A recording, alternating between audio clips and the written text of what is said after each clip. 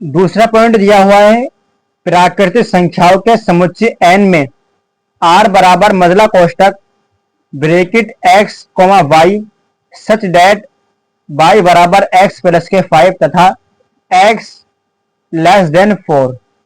यानी यहां पर हमें x की जो वैल्यू लेनी है 4 से छोटी लेनी है। और हमारे पास समुच्चय दिया हुआ है प्राकृतिक संख्याओं का समुच्चय, यानी n जो हमारी प्राकृतिक संख्या होती है।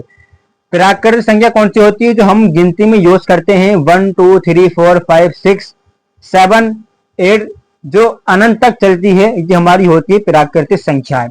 तो हमारे पास समुच्चय दिया हुआ है, पहले समुच्चय लिखेंगे a बराबर प्राकृतिक संख्या 1 2 3 4 5, ये चलता रहेगा अनंत तक, ऐसी अनंत तक ये चलती रहेंगी इसकी कहानी। ये हमारा हो गया एक समुच्चय। अब यहां से हम एक रिलेशन को फाइंड करेंगे। रिलेशन को निकालने के बाद फिर हम जांचेंगे कि हमारा सौतेल्य सममित तथा संक्रामक है या नहीं। तो आप देखिए रिलेशन हमारे पास दिया हुआ है y बराबर x प्लस के 5, ये रिलेशन दिया हुआ है। और हमसे कहा है कि जो x की वैल्यू होगी वो 4 से छोटे रखनी है। तो यहां से अगर मैं x की वैल्यू 1 रखता हूं, x की वैल्यू 1 रखने पर मेरे पास जो y की वैल्यू निकल कर आएगी 1 प्लस के 5 बराबर 6। यहां से मेरे पास एक कृमित युग्म बनेगा 1,6 के, एक मेरे पास कृमित युग्म ये आ जाएगा। और अगर मैं यहां से x की वैल्यू 2 रखूं, x की वैल्यू 2 रखने पर मेरे पास y की जो वैल्यू निकल कर आएगी 2 प्लस के 5 बराबर 7। तो यहां से मेरे पास एक त्रिमित युग्म प्राप्त होगा 2,7। और आगे चलकर इस तरीके से अगर मैं x की वैल्यू 3 रखता हूं, x की वैल्यू 3 रखने पर मेरे पास यहां से y की वैल्यू प्राप्त होगी 3 प्लस के 5 बराबर 8। तो यहां से मेरे पास एक त्रिमित युग्म प्राप्त होगा 3,8।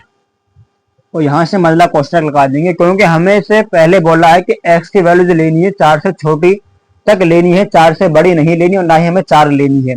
तो 4 से छोटी 3 तक आएंगी। तो हमने यहाँ 3 तक x की वैल्यू रखकर हमने y की वैल्यू को प्राप्त किया और यहां से हमारे पास एक रिलेशन प्राप्त हो गया।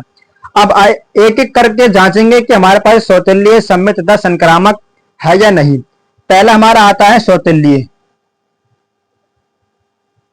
सौतेल्य की कंडीशन क्या होती है? मैंने आपको इससे पहले वाली वीडियो में बताया था कि 1 को a, यानी अपने आप से रिलेशन बनाता है, किसी दूसरे से उससे कोई लेन देन नहीं होता है। जब अपने आप से रिलेशन बनाता है तो उसका 1 का रिलेशन 1 के साथ होगा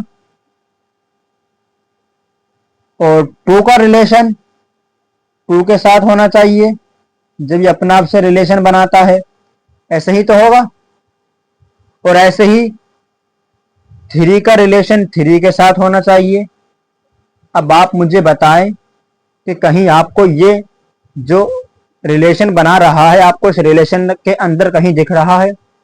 अगर आपको रिलेशन में दिख रहा है तो आप बोलेंगे कि सौतेल्य है, अगर नहीं दिख रहा है तो बोलेंगे कि सौतेल्य नहीं है। तो मुझे तो कहीं पर नहीं दिख रहा है तो मैं कहूंगा कि ये सौतेल्य नहीं है। यहां पर लिख देंगे ये सौतेल्य संबंध नहीं है, यह सौतेल्य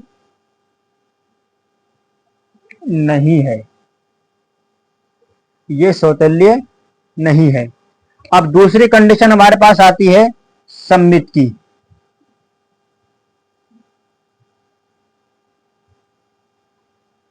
दूसरी कंडीशन आ गई हमारी सममित की। इसकी कंडीशन ये होती है कि अगर ए का रिलेशन बी के साथ है तो वहीं से बी का रिलेशन ए के साथ होना चाहिए। ये होती है इसकी कंडीशन। अब अगर आप यहां से 1,6 उठाते हैं, ये तो आपको रिलेशन में दिख जाएगा। ए हमारा हो जाएगा 1 और बी हो जाएगा हमारा 6।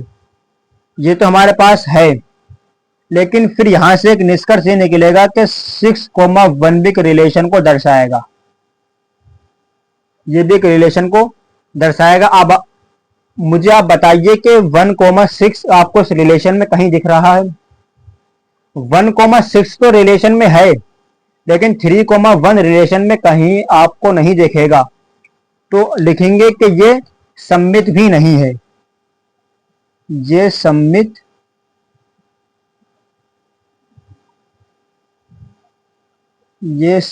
नहीं है। अब तीसरी कंडीशन हमारे पास आती है संक्रामक की। तीसरी कंडीशन हमसे बोलते आता है संक्रामक। इसकी कंडीशन में होता है कि अगर एक का रिलेशन बी के साथ हो रहा है, वहीं बी का रिलेशन सी के साथ है, तो यहां से एक निष्कर्ष ये निकलता है कि ए का कोरिलेशन सी के साथ होगा। ए का रिलेशन हमारा सी के साथ होना चाहिए। ये इसकी होती है कंडीशन। उम्मीद करता हूं आपको यहां तक अच्छे से समझ में आ गया होगा। अब यहां से आप 1,6 उठाते हैं।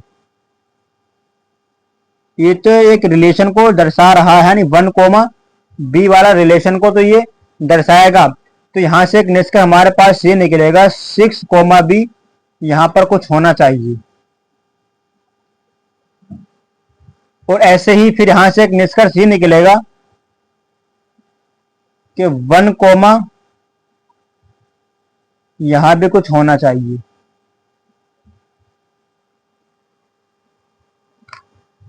क्योंकि यहां से आपने देखा कि 1,6 के रिलेशन को फाइंड कर रहा है, दर्शा रहा है।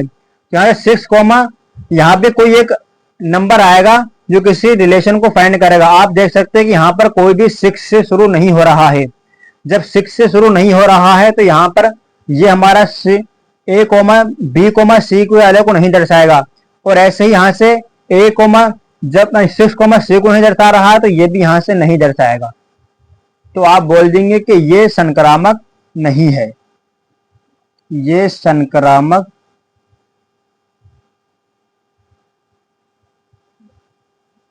नहीं है।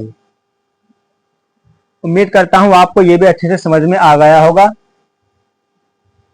ये क्वेश्चन था हमारा और हमने पूरा क्वेश्चन को आपके सामने सोल्व किया। उम्मीद करता हूं आपको समझ में आ गया होगा। अब मिलते हैं नेक्स्ट वीडियो में।